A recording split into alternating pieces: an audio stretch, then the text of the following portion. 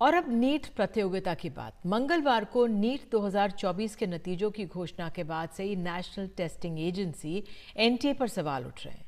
इस साल 13 लाख से ज़्यादा, करीब 23 लाख से ज़्यादा छात्रों ने नीट यूजी परीक्षा दी थी और इसमें से कुल 67 ने एनआईए के रैंक में एक स्थान लेकर टॉप किया है और 720 अंक हासिल किए। इसे लेकर सोशल मीडिया पर कई तरह के सवाल खड़े कर दिए हैं।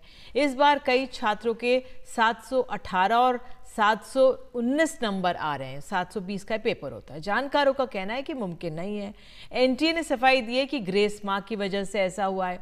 तो इस सब पर बात करने के लिए हमारे साथ बेहद खास मेहमान है अलक पांडे, सीईओ है फिजिक्स वाला की, इनको फिजिक्स वाला भी कहा जाता है। अलग बहुत बहुत धन्यवाद जुड़ने के लिए।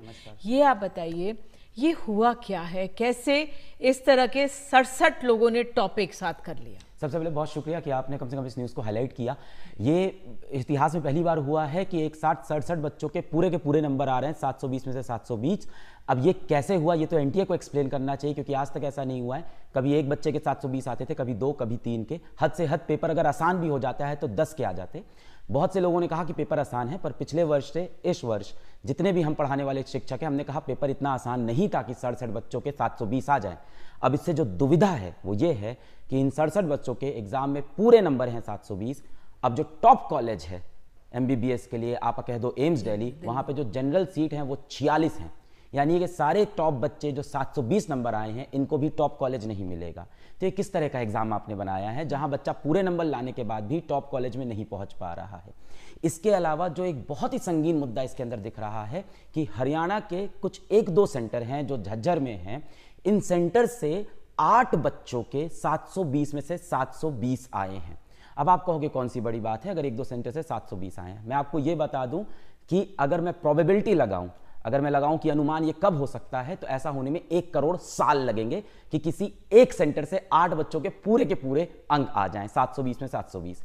इनमें से एक बच्चे से मैंने मुलाकात भी की है, और क्योंकि मैं बच्चों से बहुत प्यार करता हूं तो किसी बच्चों का नाम नहीं लूंगा। उस बच्चे ने मुझे बताया कि उसके जो नंबर आ रहे हैं वो 670 आ रहे हैं, और ये जो नॉर्मलाइजेशन है इसको लगाने से वो 670 से 720 हो गए। नॉर्मलाइजेशन का इनका कहना यहाँ पे ये है कि जिस बच्चे को पेपर देर से मिला या किसी कारण से गलत पेपर बढ़ गया, गलत कोड का पेपर मिल गया, तो उसका जो समय का नुकसान हुआ उसके एवज में हम उसको मार्क्स दे देंगे। अब ये 5-10 मार्क्स होते ग्रेस मार्क्स तो ठीक था, क्योंकि पहले भी ग्रेस मार्क्स दिए गए हैं पेपर में, तब देते थे जब क्वेश्चन गलत होता था, कोई कंट्रोवर्शियल क्वेश्चन होता था। हाँ, यही जो आपने बात कही कि एक सेंटर में देरी से पेपर दिए गए और शायद 20 मिनट देरी से, और उसके एवज में ग्रेस मार्क दिया गया। तो आपने कितना ग्रेस दे दिया? 60-60 नंबर का ग्रेस, मतलब 2-2 लाख रैंक बच्चे की आगे चली गई, और जो बच्चा सच में रैंक लेके आया तो वो पीछे चला गया। हम एनटीए से ये सफाई मांग रहे हैं कि कौन सा मेथड था पूरा ये नॉर्मलाइजेशन का, कितने बच्चों का नॉर्मलाइजेशन किया और कितने अंक दिए हैं, इस बात को क्लैरिफाई कर दे। इसके अलावा 4 मई को पटना के अंदर ये एफआईआर में दर्ज है, पटना पुलिस की एफआईआर में दर्ज है कि नीट का पेपर लीक हुआ। 13 लोगों को उन्होंने अरेस्ट किया। पहले उन्होंने बोला पेपर लीक है, अगले 2 दिन बाद बोला नहीं पेपर लीक नहीं, हम श्योर नहीं है, अभी हम मिलान कर रहे हैं।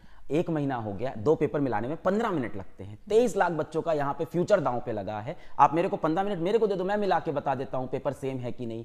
अब वो पेपर लीक कितने लोग के पास पहुंचा मुझे नहीं पता।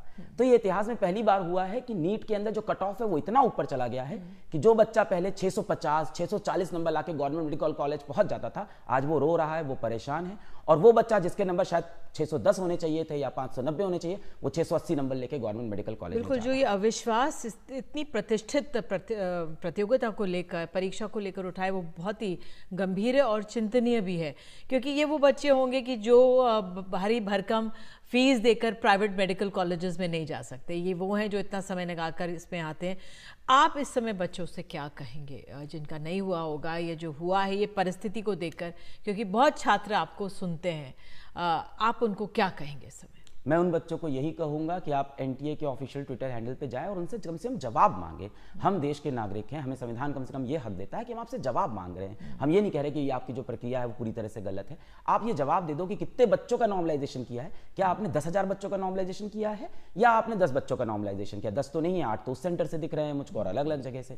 दूसरी बात, नॉर्मलाइजेशन में आपने मैक्सिमम कितने नंबर दे दिए हैं उस बच्चे को? तो एनटीए ने बोला है कि ये डिसीजन बेस्ड है एपेक्स कोर्ट के फैसले पे, यानी माननीय सुप्रीम कोर्ट के 2018 के फैसले पे। वो फैसला क्लैट के एक ऑनलाइन एग्जाम का है, उसको आपने नीट पे लगाया 23 लाख बच्चों के ऊपर, और आप डॉक्टर बना रहे हो। पूरे देश का भविष्य, मतलब डॉक्टर कितना इंपॉर्टेंट, कोविड में हमको उन्होंने बचाया, वो हमारे लिए एक एलिजिबल लोग होने चाहिए। तो मुझे लगता है मैं देश के बच्चों से यही कहूंगा कि हमें अभी जवाब मांगना चाहिए इस वक्त पे।